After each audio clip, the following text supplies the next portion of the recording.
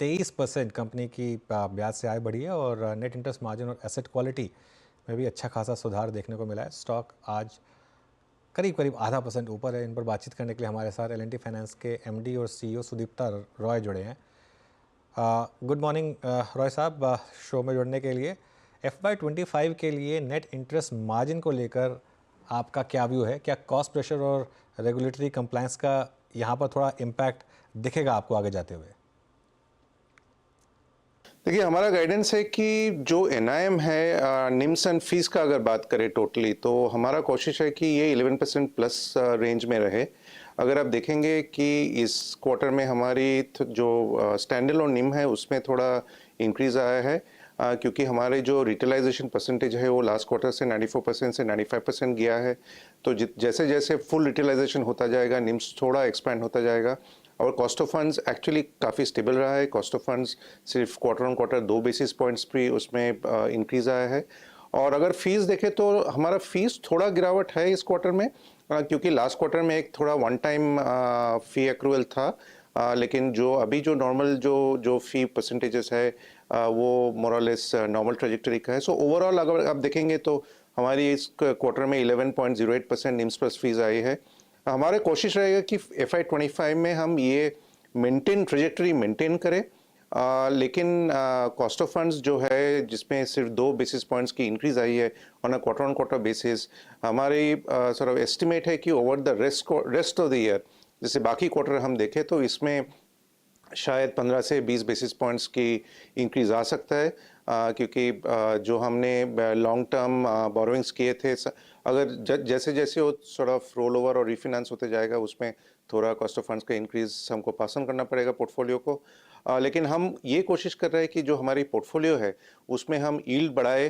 जैसे हमारी जो हाई वॉल्यूम बिजनेसेस है, मॉर्गेज हो, टू व्हीलर हो, इसमें हम थोड़ा यील्ड बढ़ाए, थोड़ा रियलाइजेशन बढ़ाए, एंड और कोशिश करें कि हमारी जो निम्स प्लस फीस है उसको एक स्टेबल 11% प्लस ट्रेजेक्टरी में रखे for the rest of the year. Okay, और लोन ग्रोथ को लेकर क्या अनुमान लगा सकते हैं?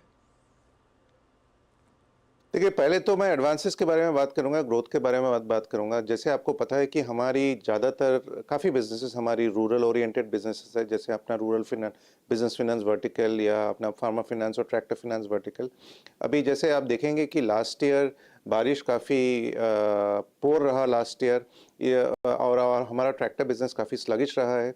इस साल अब तक जुलाई तक बारिश ठीक ठाक रहा है। 2 जून में थोड़ा देर से बारिश चालू हुआ, लेकिन जुलाई में मोरलेस लॉन्ग टर्म एवरेज को ट्रेंड कर रहा है बारिश। और अगर बाकी ट्रेजेक्टरी ऑफ द मानसून अगर ठीक रहा तो हमारी ये उम्मीद है कि रूरल डिमांड और रूरल कंजम्पशन थोड़ा अच्छा रहेगा कंपेयर टू लास्ट ईयर। और अगर रूरल डिमांड और रूरल कंजम्पशन अच्छा रहा तो हमारी जो रूरल ओरिएंटेड बिजनेसेस है उसमें ग्रोथ अच्छा आ सकता है। बट अगर ये डिपेंडेंट है ट्रेजेक्टरी ऑफ द मानसून जो है for the rest of the year. अगर हम अर्बन बिजनेसेस में देखें तो अर्बन बिजनेसेस में होम लोन्स की डिमांड काफ़ी स्ट्रांग है। टू व्हीलर बिजनेस में अच्छा ग्रोथ दिख रहा है हमको। लास्ट फेस्टिव सीजन से April was one of the highest of our two wheeler businesses. तो टू व्हीलर बिजनेस में ग्रोथ तो स्ट्रांग दिख रहा है हमको।